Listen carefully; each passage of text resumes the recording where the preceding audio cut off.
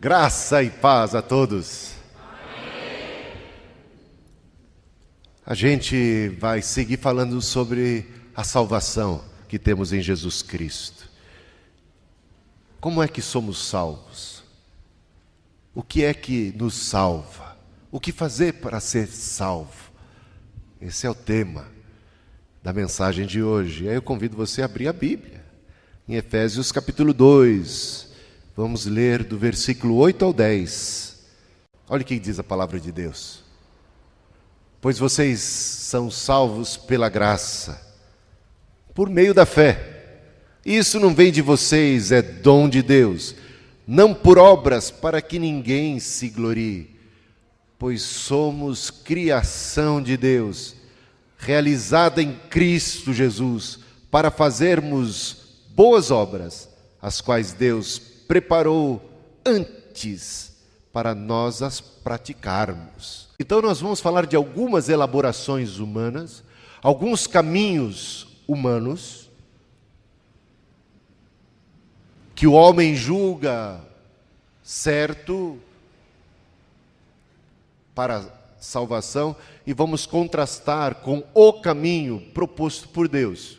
Os nossos antepassados pecaram, se levantaram contra Deus, e por conta do pecado houve separação entre o homem e Deus. O homem ofendeu a Deus com o pecado e trouxe sobre si a condenação, porque Deus já havia dito: olha, de todas as árvores você pode comer, mas daquela em particular você não deve comer, porque se você desobedecer e se atrever a comer do fruto daquela árvore, você vai morrer. E o homem se atreveu, e o homem comeu do fruto proibido, e trouxe sobre si maldição, trouxe sobre si condenação. Portanto, todos nós, seres humanos, estamos condenados à morte, estamos debaixo de uma maldição, estamos perdidos, e não conseguimos encontrar o caminho de volta ao paraíso, ou à vida eterna, ou a Deus por nós mesmos. Mas existem aqueles que acreditam que é possível resolver esse problema de maldição, de morte que está sobre nós, de algum modo humano. E a gente então vai falar sobre isso. Mas se o pecado foi contra Deus, se nós somos os devedores e Deus é o credor, e aí falando de credor e devedor, quem é que estabelece as condições do perdão? Hein? O credor ou o devedor? Mas, por causa do pecado, nós nos tornamos devedores e fomos expulsos do paraíso. Então, quem é que tem o direito de apresentar as condições? O credor ou o devedor? O ser humano deveria abandonar os seus próprios meios, a sua própria maneira de pensar a respeito de como restaurar a sua relação com Deus, e passar a ouvir o que é que Deus tem a dizer a esse respeito. Concorda comigo? Em vez da gente ficar assim, elucubrando, como é que eu vou resolver, como é que eu vou voltar, como é que eu vou fazer as pazes com Deus, tentar construir um caminho para Deus a partir do homem, não é a coisa mais sábia. Nós deveríamos parar e pensar: o que é que Deus tem a dizer a esse respeito? Nós deveríamos clamar por misericórdia e esperar o que é que Ele tem a dizer a esse respeito. Será que Deus não disse nada a respeito de qual é o modo de reconciliação? Qual é o caminho de restauração? Vamos parar para pensar. Os caminhos humanos. Vou citar só 4 aqui, deve ter mais. Os homens são criativos, então isso aqui não esgota tudo, né? Religião, à moda humana, uma religião criada pelo homem como uma tentativa de conectar-se com o divino, uma tentativa de aplacar a ira do Altíssimo, à moda humana, do jeito humano, com elaborações técnicas humanas de tentar estabelecer uma ponte, um caminho para Deus. A moralidade é uma outra hipótese muito aventada. Observe bem quantas pessoas existem ao seu redor que estão muito tranquilas a respeito da sua salvação. Se você perguntar, você acredita em Deus? Eles vão dizer, sim, eu acredito. Você, como está na questão da salvação? Não, se Deus vai salvar alguém, eu estou entre os primeiros, porque Ele confia muito na sua moralidade. E às vezes Ele se compara com outras pessoas, se sente na vantagem. Bom, a moralidade tem sido um caminho proposto por muitos homens. As boas obras, a caridade, as boas ações também é um caminho. Tem religiões que propõem isto como o verdadeiro caminho. Sabemos, religiões dizem, através da caridade haverá a salvação, você vai encontrar a salvação.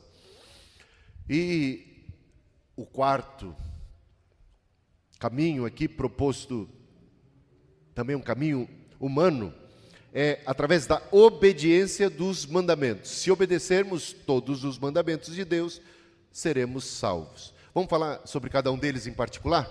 Eu coloquei aqui, isso aqui é a Torre de Babel. Alguém pensou que era bolo? Não sei o que você pensou. É a Torre de Babel, gente. Creia. É uma tentativa de fazer a Torre de Babel aparecer aqui. A Torre de Babel. Porque não foi uma tentativa humana de alcançar os céus. Então toda a religiosidade, toda a ideia da moralidade, das boas obras e da obediência aos mandamentos é uma tentativa de conquistarmos méritos, de alcançarmos os céus pelo nosso próprio esforço. Observe bem. Vamos falar da religião? Eu vou dizer para vocês que a religião não salva. Eu gostei dessa frase do Mark Driscoll. Ele disse o seguinte: você pode ter sido batizado na igreja, criado na igreja, servido na igreja, pode ser que tenha se casado na igreja, morrido na igreja, ter sido velado na igreja e ainda por cima acordar no inferno. Caramba, hein? Foi forte aqui. E por que pode acontecer isso? Caso esteja meramente na igreja e não em Cristo. Porque Jesus é o caminho que leva a Deus. O caminho. Para ser salvo é preciso estar em Cristo e não meramente na igreja. Eu acho que estar em Cristo implica também em estar batizado no corpo, na igreja. Eu não estou descartando a igreja, mas o problema é fazer da igreja um substituto para o próprio Cristo. Fazer da religiosidade um substituto para o relacionamento pessoal que você precisa ter com o teu Senhor, com o teu Salvador. É algo da comunhão da tua alma com o Cristo. Ele é o Salvador. Ele é quem salva. E o que descobrimos a respeito de Nicodemos é que ele precisava nascer de novo. Se Jesus disse para um religioso que ele precisa nascer de novo, é porque a religiosidade não salva. Concorda comigo? Cornélio, diz o texto bíblico, quando você lê Atos capítulo 10, Cornélio era um homem temente a Deus, um homem de oração, um homem que praticava caridade. Deus enviou Pedro e moveu Pedro até através de uma visão e impulsionou Pedro mesmo pelo Espírito para que Pedro fosse à casa de Cornélio para pregar o Evangelho para Cornélio, para poder Cornélio ter oportunidade de se converter e de ser realmente salvo. Aí eu pergunto, se oração, aquele temor, toda aquela caridade fosse suficiente para a salvação, por que Deus moveu céus e terras para fazer com que Pedro fosse pregar o Evangelho? Porque era necessário o Evangelho, porque era necessário que Cornélio conhecesse o Cristo, porque era necessário ele conhecer o Evangelho. Se a religiosidade bastasse, Cornélio era salvo já há muito tempo. Orava muito. Dava esmolas muito. Era temente a Deus? Sim. Era religioso ao extremo. Mas precisava do Evangelho, precisava do Cristo, precisava daquele que é o único caminho para a nossa salvação. E Paulo ele disse que ele era um exemplo de fariseu. Ele era o top, o destacado entre os fariseus. E mesmo assim, perdido. Wesley já era pastor, quando ele vai ter uma experiência, que a gente pode dizer assim, com o Espírito Santo, e até mesmo de uma conversão mais autêntica e mais genuína. Ele foi pregar aos índios, voltou dos Estados Unidos, aos índios americanos, né? Voltou dos Estados Unidos fracassado. Na viagem de navio, no meio do Oceano Atlântico, Wesley ficou com medo quando o barco ameaçava afundar. Já viu crente com medo de morrer? Né? E o medo dele era porque ele estava inseguro a respeito da sua salvação.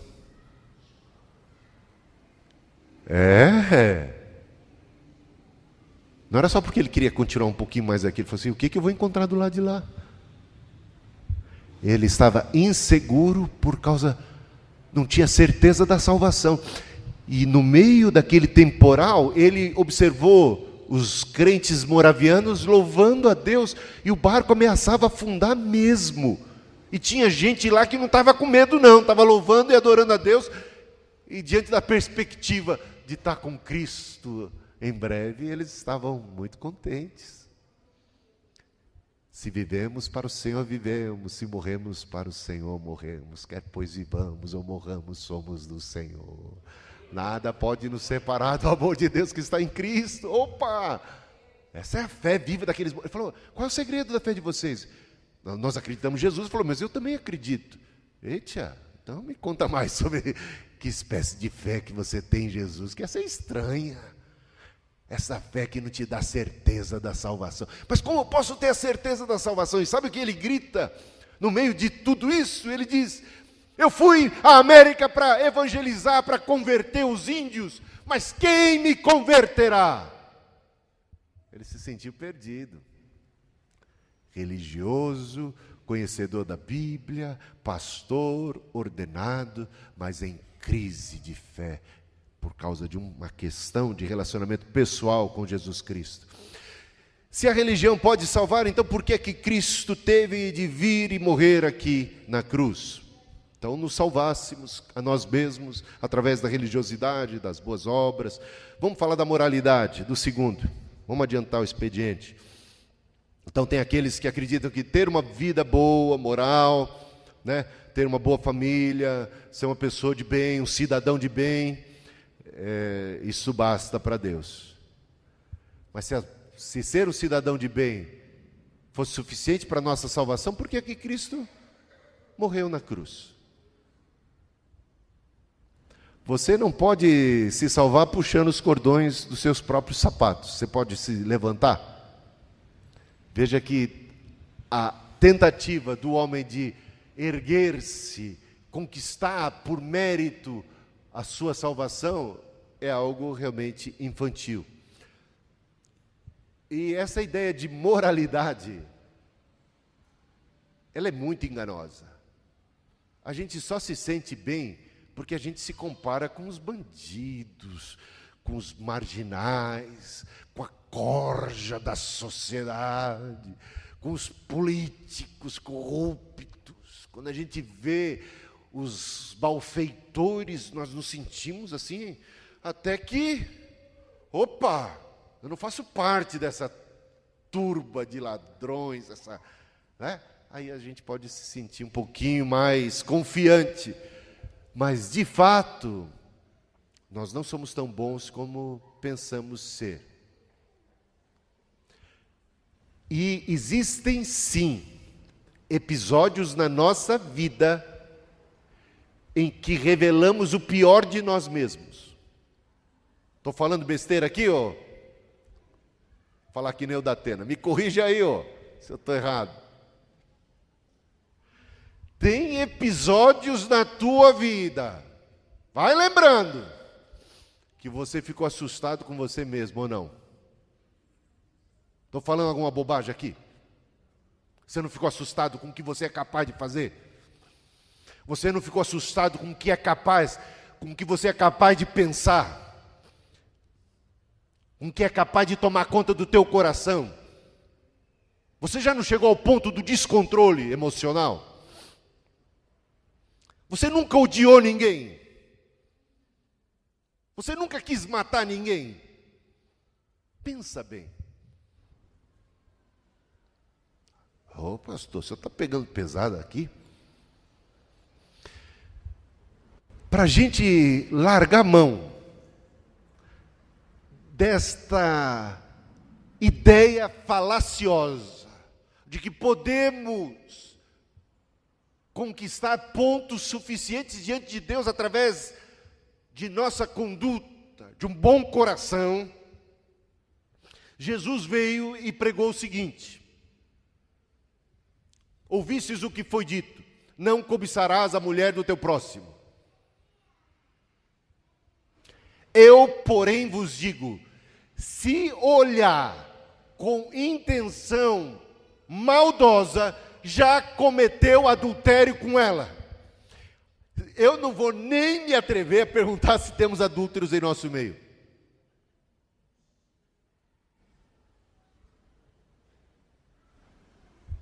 Está entendendo? Continua Jesus dizendo: ouvistes o que foi dito, não matarás. Eu, porém, vos digo, se alguém se irar contra seu próximo, já cometeu assassinato no seu coração. Talvez tenhamos bastante assassinos aqui no nosso meio. Está entendendo? Jesus começou a trazer a coisa e falar de um jeito que a gente começou a ficar sem escapatória.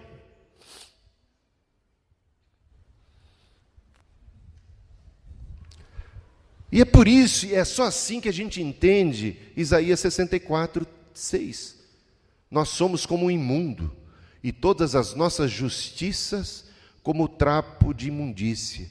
Eu confesso a vocês que eu sempre tive dificuldade com esse texto. Eu falei: Senhor, eu não sou como um imundo. Minha justiça como trapo de imundície?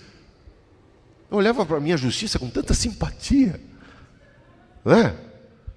Tanto carinho, eu falava, até tinha um certo orgulho da minha justiça. Que história é essa?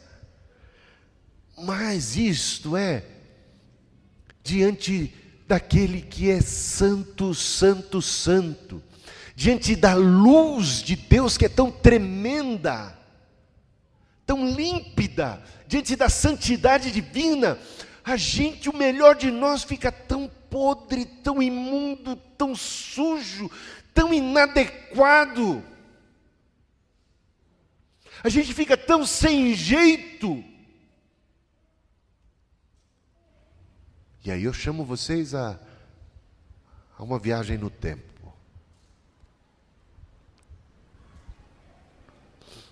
Claro, Paulo está falando assim: não há sequer um justo, Romanos 3:10, alguém que seja justo na acepção da palavra.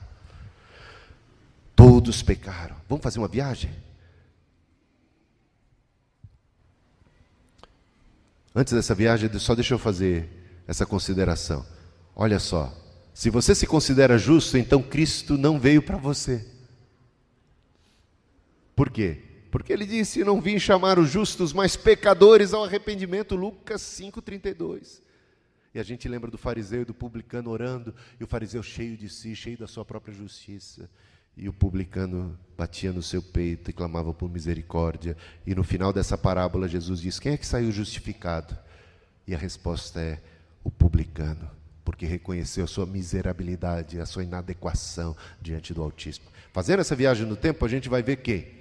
A gente vai ver alguns personagens, porque quando estiveram diante de uma revelação de Deus, do Cristo, ou de uma visão do Altíssimo, Eles perceberam a sua inadequação. E quem são esses personagens? Pedro é o primeiro.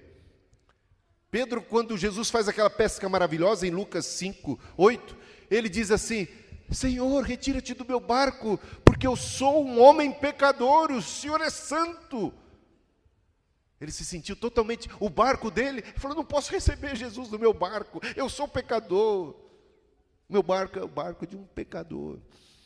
E Jó, o próprio Jó, que foi chamado de justo, ele mesmo reconhece. Jó 40, versículo 4, ele diz: sou vil, sou pecador. Isaías, o profeta, quando esteve diante do Altíssimo, da santidade de Deus, ele foi como que esmorecendo, ele foi como que desmaiando, ele foi como que morrendo. Ele sentiu que estava sendo como que fulminado.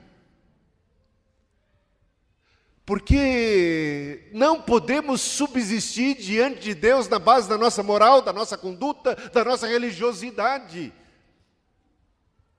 Ele fez bem em clamar por misericórdia. Ele disse: ai de mim, socorro Jesus, socorro Deus. E foi socorrido, e foi purificado. E esses personagens indicam para nós que quando estamos diante do Altíssimo, da santidade divina, fica patente a nossa pecaminosidade. Somos pecadores. Não somos pecadores porque pecamos. Pecamos porque somos pecadores. Vamos falar das boas obras. Quantas religiões se baseiam em boas obras como o caminho? Se praticarmos boas obras, alcançaremos os céus. Através da caridade, alcançaremos os céus.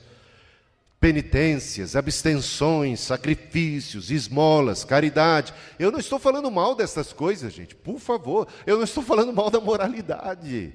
Eu não estou falando mal das boas obras e nem estou falando mal da religiosidade. Eu estou dizendo que essas coisas em si, puramente, não salvam.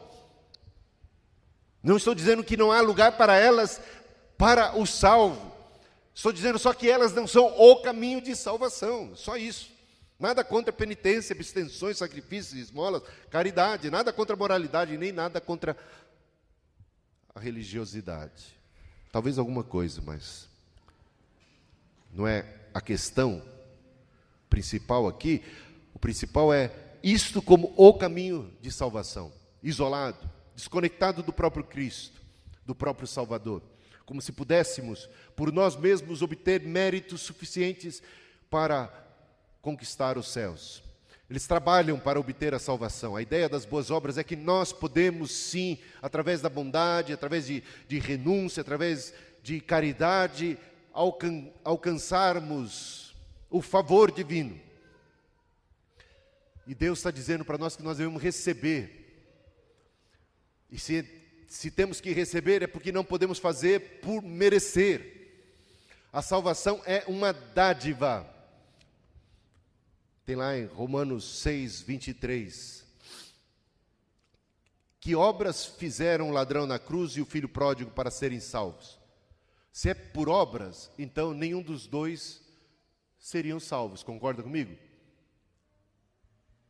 O filho pródigo perdeu tudo que tinha. Vendeu tudo. Quando ele estava arruinado, de mãos vazias, em frangalhos, apresentou-se diante do seu pai, sem ter nada para oferecer, para ganhar, para conquistar. Ele só tinha o fracasso de si mesmo, a ruína de si mesmo. E o ladrão na cruz estava com seus braços e pernas pregados na cruz, não podia fazer nada. O que eles fizeram para ser salvos foram buscar Deus, buscar Jesus. Receberam, acolheram a palavra da misericórdia. Existe uma grande diferença entre fazer o que devemos fazer e aquele grande ato de Cristo, que Ele disse: está consumado, foi feito por mim e por você. Quando você estava morto, estávamos todos nós mortos dos nossos delitos e pecados. Deus teve misericórdia de nós, enviou seu Filho, fez por nós, se fez sacrifício por nós, Ele nos salvou. A ideia de obedecer os mandamentos para a salvação é realmente uma ideia, num certo sentido, verdadeira. A gente vai encontrar isso na Bíblia. Obedeça os mandamentos e você vai ser salvo. Sim, é verdade. Basta obedecer os mandamentos e seremos salvos. Não há um erro nisto. Jesus mesmo disse, você deve guardar os mandamentos. Se você guarda os mandamentos, você é salvo. O problema é que os mandamentos não são guardados absolutamente na sua plenitude. Ninguém consegue observá-los 100% das vezes e os 10 mandamentos e todos os mandamentos das Escrituras. Há um grande equívoco em pensar que estamos cumprindo os mandamentos como devíamos. Às vezes estamos cumprindo os mandamentos como achamos que devemos cumprir. Por isso Jesus veio, um novo mandamento vos dou, eu porém vos digo, e deixa a coisa de tal forma que a gente não tem escape. O mandamento segundo as Escrituras, o apóstolo Paulo fala muito sobre isso, ele serve para nos levar ao Evangelho. E de que maneira ele nos conduz ao Evangelho? Porque o mandamento revela a santa, perfeita vontade de Deus para a nossa vida. Mas ao mesmo tempo revela a nossa inaptidão para cumpri-los adequadamente, plenamente, satisfatoriamente. O mandamento mostra que somos pecadores e nos leva a clamar por misericórdia. Por isso, já nos dias do Antigo Testamento, Deus providenciava a misericórdia através dos sacrifícios de cordeiros, que já eram prenúncio do Cordeiro de Deus que tira o pecado do mundo. Porque já estava patente que as pessoas não conseguem cumprir plenamente, satisfatoriamente, de maneira condizente, a vontade plena de Deus. E aí, o que fazer? Se não conseguimos cumprir todos os mandamentos, então os mandamentos não servem como caminho de salvação. Não porque os mandamentos não sejam bons, não porque se cumprirmos não vamos alcançar, é porque nós não conseguimos absolutamente cumpri-los como devemos cumpri-los. Então, veja só o que diz Gálatas 3, versículo 10 a 12. Todos aqueles, pois, que são das obras da lei, estão debaixo de maldição.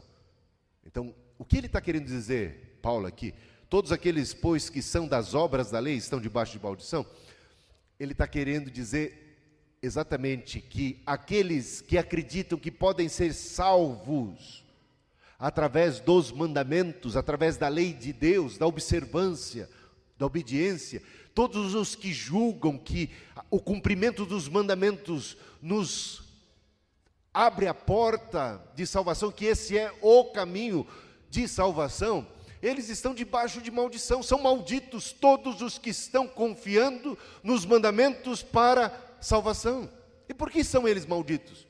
Ele responde, porque está escrito, maldito todo aquele que não permanecer em todas as coisas que estão escritas no livro da lei, e não apenas em parte delas. Você não pode escolher que mandamento você quer obedecer. Os mandamentos estão todos ali postos, e você, para obter a salvação, deverá cumprir cabalmente, satisfatoriamente, plenamente, cada um deles, sem exceção. Maldito aquele que não cumprir tudo. E ele diz mais. É evidente que pela lei ninguém será justificado diante de Deus. É evidente, fica patente. Vou ler um outro versículo. Tiago 2, versículo 10. Qualquer que guarda a lei, mas tropeça em um só ponto, é culpado de todos. Mas eu só falhei nesse pontinho aqui. Será que Deus... Puxa vida, Deus, esse pontinho. Mas se você acredita que a obediência da lei é que vai te levar para o céu, então saiba que tem que obedecê-la totalmente, 100% do tempo, sem falhar em nenhuma delas. Se falhar em uma, a menorzinha, será culpado de todos. Eu coloquei aqui as leis das bexigas. Está vendo aqui? Está todo mundo contemplando o balão aqui? Está na minha mão, hein? O balão está aqui. Vamos estabelecer os mandamentos do balão, para manter a integridade do balão. Quais são os mandamentos? Os cuidados que devemos ter. Não podemos falhar com esses mandamentos, senão comprometerá a existência do balão. Um mandamento aí, pensa numa coisa bem forte mesmo, os mandamentos mais pesados. Não passarás com um trator por cima dele, né? Vai estourar o balão. Fala aí. Hã? Esse é um pequeno mandamento. Devemos guardá-lo também, né? Não espetará com agulha, não traspassarás com a espada, não sentarás em cima do balão. E poderíamos colocar 10 mandamentos para o balão aqui, facilmente. Mas o que aconteceria se falhássemos no menor mandamento que a Gisele propôs aqui? Não furarás com agulha, é o menor de todos os mandamentos. O que ia acontecer com o balão? Ia ser destruído do mesmo jeito se o balão fosse atropelado por um trator, pisado em cima, traspassado por uma espada e assim por diante. Está entendendo? E aqui diz o texto bíblico, Tiago 2,10, qualquer que guarda a lei, mas tropeça em um só ponto, é culpado de todos. Por que ele é culpado de todos? Porque, cadê o balão? Acabou. Ai, ai. Sabe qual é o problema dos mandamentos? Tem um conto aqui, conto da terra dos tontos. Essa terra dos tontos era uma terra onde o pessoal era tudo doido lá. Eles haviam aprendido que tinham que encher a cara, que esse era o jeito de sobrevivência. Então todo mundo era tonto porque vivia embriagado. Eles achavam isso e por gerações viviam tontos. Então, como eram tontos, você já viu uma pessoa bêbada construindo uma casa? Né? Já viu uma pessoa bêbada dirigindo? Já viu uma pessoa bêbada andando? Então, tudo que fazia atrapalhado. Então, quando construía a casa caía em cima. Quando estava dirigindo, batia. Era a terra dos tontos. E nada funcionava. Estava fazendo conta, estava fazendo prova e não entendia a pergunta, não entendia a questão, não conseguia se concentrar. Era a terra dos tontos. Aí chega um rei, um novo rei, e o rei começa a se perguntar, fazer pesquisa, por que é que dá tudo errado nessa terra? E aí ele falou, a pessoa falava, porque está tudo em desordem, porque as pessoas não sabem fazer, está tudo bagunçado. Então vamos criar leis. Ele começou a criar leis para botar coisa em ordem. Estabeleceu uma série de leis. Então, tem que andar em linha reta, né? Tem que andar na faixa, digamos assim. Tem que andar na pista. Não pode sair da pista, não pode fazer zigue-zague, não pode ficar... Tem que construir a parede reta, tem que fazer as coisas certinho, tem que andar reto. Estabeleceu uma série de leis e deu para aquele povo. E o resultado qual foi? A coisa continuou do jeito que estava antes. E por que continuou do jeito que estava antes? Porque não tratou da raiz do problema. Não tratou da raiz do problema. E qual era a raiz? Era a embriaguez. Era a embriaguez. Sabe o que Jesus veio fazer? Ele veio tratar da raiz do problema. Ele veio dar um novo coração para a gente. Ele falou assim que vai colocar a lei dele no nosso coração. Ele vai fazer com que nós andemos nos seus caminhos de livre e espontânea vontade. Ele vai comunicar para nós o Espírito dele. A gente vai receber uma força que não é nossa, que é uma força que vem dele. Ele vai regenerar a gente. Ele vai mudar a gente. Ele não vai salvar a gente apenas perdoando a gente, ele vai salvar a gente, capacitando a gente para a gente vencer aquilo que nos destruía, aquilo que nos escravizava. Ele vai nos dar uma nova vida. Ele veio fazer uma obra tremenda. Então não adianta a ideia também de virar a página. Porque tem gente que fala assim, olha, eu errei, eu fiz, eu aprontei, Eu, outro dia, encontrei um taxista que ele contou peripécias que ele fazia na vida pregressa dele. Olha, cada barbaridade, o homem aprontava mesmo. Aí ele disse assim, mas agora eu casei, agora eu vivo direitinho, agora eu estou assim. E eu fiquei muito contente de ver que ele realmente testemunhava estar vivendo bem. Vamos supor que realmente estivesse vivendo 100%, e a gente já tocou nesse assunto e já demonstrou que não conseguimos viver 100% mesmo a ponto de agradar a Deus. Mas ainda que isso fosse possível, como resolver o problema da vida pregressa? Chega diante do juiz, você é preso por crimes que você cometeu ali há uns 3, 4 anos atrás. E agora você chega diante do juiz e fala assim, mas juiz, desde então nunca mais cometi esse crime, desde então nunca mais fiz isso, nunca mais fiz aquilo. E o juiz constata, e o pessoal realmente afirma, testemunha, olha, é verdade, nunca mais fez isso, nunca mais fez aquilo. E o juiz vai dar os parabéns para ele, fico feliz de ver que você realmente mudou de atitude. Mas o assunto aqui é aquele crime que você cometeu lá atrás. E aí, como é que fica aquele negócio? Está entendendo? Eita, estamos numa roubada. Você percebeu onde que eu estou querendo chegar? Estamos numa roubada, gente. Ainda que a gente resolvesse mudar a nossa vida, tivesse força por nós mesmos de agirmos moralmente assim assado, isso não resolve, isso não anula a nossa culpa passada. E o problema da nossa culpa, do nosso pecado, quem é que resolve? Só há uma solução. E foi por isso que Jesus veio. Ele só veio porque nós estávamos verdadeiramente perdidos e sem saída. Veio, pagou o preço, assumiu a nossa culpa. O justo morreu pelos injustos e agora nos concede a liberdade, o perdão e a vida. E como é que fica a questão das obras? Como é que fica a questão dos mandamentos? Como é que fica a questão da religiosidade? Que espaço ela ocupa, então, se a salvação é pela fé? Observe bem. Voltamos ao texto de Efésios 2, versículo 8 e 10, que eu falei que é para você decorar, né? Pela graça sois salvos, mediante a fé. Isso não vem de vós, é dom de Deus, não por obras para que ninguém se glorie, porque somos feituras suas, criados em Cristo Jesus para as boas obras que Deus que Deus preparou de antemão para que andássemos nelas. Claramente, Paulo propõe a salvação através de Cristo, através da fé em Jesus Cristo, como uma obra da graça de Deus. Deus é que veio a nós. É Natal. O que é Natal? Natal é que nasceu Jesus. O Filho de Deus se fez carne, habitou entre nós, a luz veio a este mundo, é um presente, é uma dádiva. Jesus morreu pelos nossos pecados, é o que Ele fez por nós, está feito, não por nossas próprias obras, é a obra dEle.